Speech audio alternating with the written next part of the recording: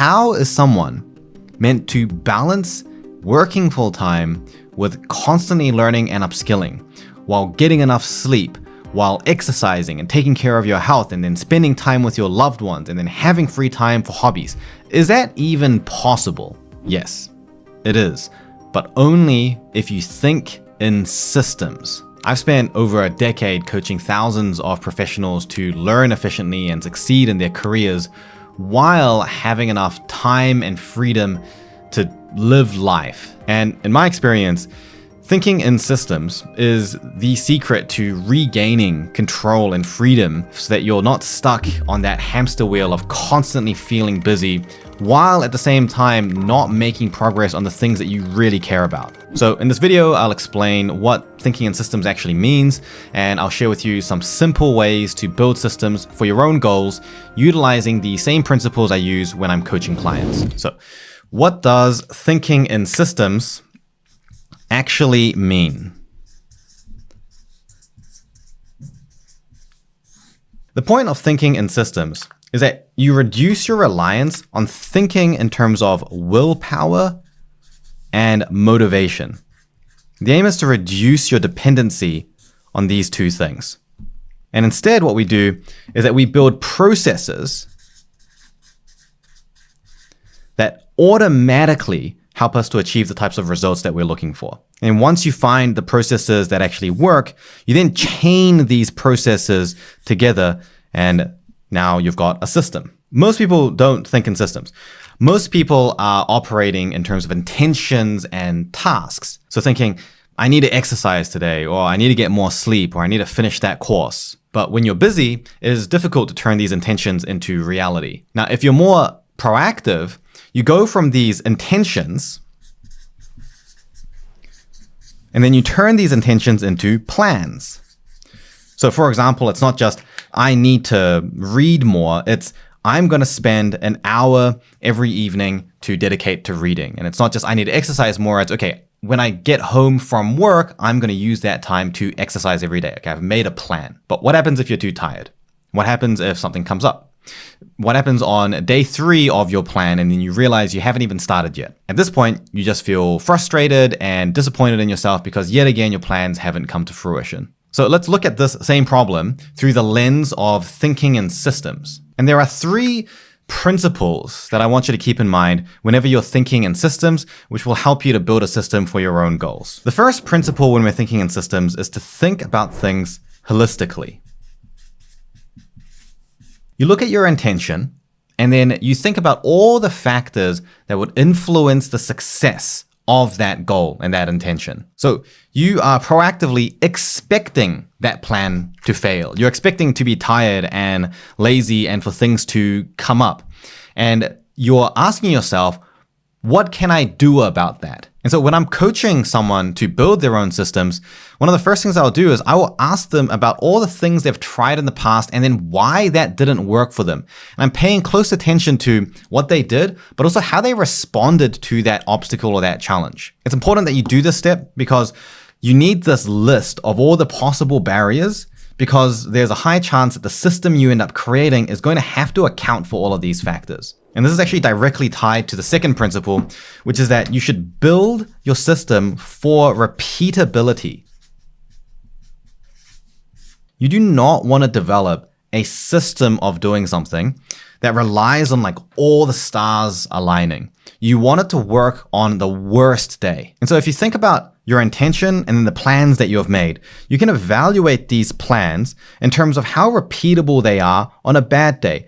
And ask yourself, does it rely on willpower or motivation for me to execute on this plan? And for the overwhelming majority of the clients that I work with, most of the plans that are created usually require you to inject motivation and willpower to make it happen. And that is a violation of the second principle, which is to build for repeatability. You want to make sure that there is as little friction as possible. And so what happens when we work with these 2 principles and then think in systems is that you actually end up sort of cycling back and forth between these 2 principles.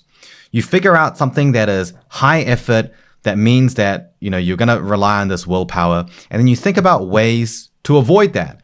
What are ways that I can make it easier? And then you go back and ask yourself, okay, well, what are the challenges? What are the obstacles? What are the other factors that might make that plan not work? So for example, there's this accountant that I was working with last year who was studying for their chartered accountancy exams, which is a pretty dense exam, and they're working full time as well. And their plan to begin with was that they were going to do a bit of studying for their CA exams every day after work as soon as they got home. Now, this plan failed like all the time because there's too much traffic, and sometimes he gets too tired on his drive home, and then he gets home and then there's family and he has to, prepare dinner, and then after dinner he's like too tired and too sleepy, he just wants to relax. And so one solution to that, which is the common one, is to say, okay, well, you just need to like dig deep and then try harder, forget it if you're tired, who cares if you're tired, just do it anyway. And yes, that can work for a period of time, but personally, I don't believe that is sustainable. And it's also kind of like not a pleasant way to live every day. So instead, when we think in systems holistically and for repeatability, we look at that problem and we say, okay, sure, what can we do about that? Perhaps we can stay at work for longer after work, and then you beat the traffic, you do the work and the study that you need to do in your office, and then you come home after that. So that's us trying to reduce the amount of effort, tackle some of these barriers that come up in terms of feeling too tired, not enough energy.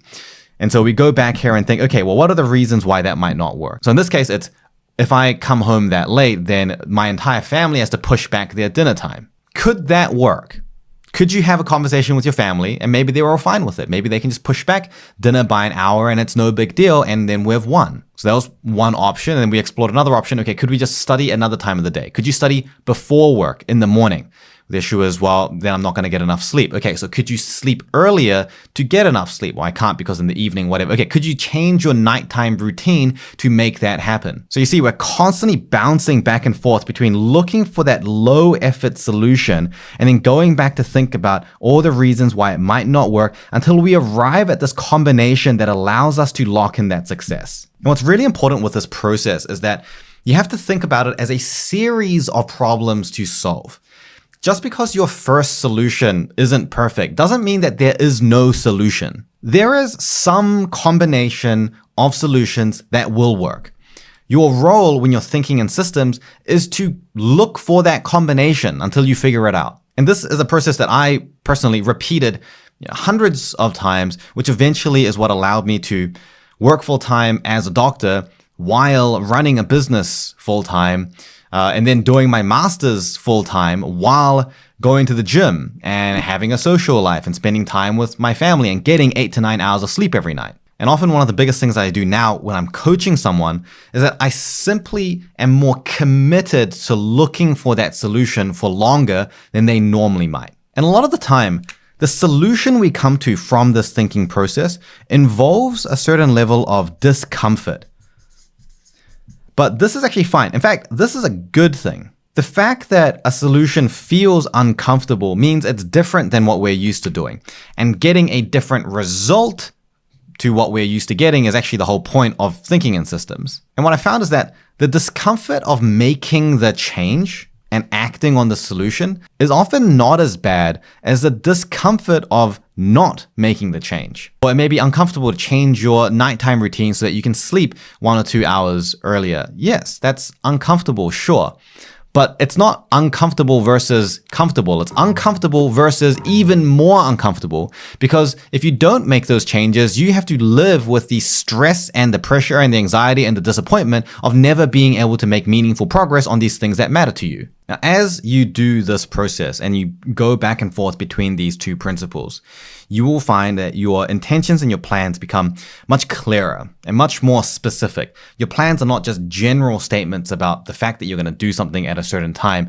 It covers contingencies. If I'm tired, I'm going to do this. If I'm not tired, I'm going to do this. You will learn so much about yourself and how you respond to different challenges that you will also learn how you can make it easier for yourself to just do the things that you need to do. The way you follow your plans and create habits and achieve your goals becomes much more fluid and dynamic, adapting to the unexpected challenges of life rather than having this rigid approach which constantly butts up against it. And the only thing holding it up is your unwavering willpower, which will waver. Now, this is something that I've been doing for years, and I've been helping people to build their own systems for years as well.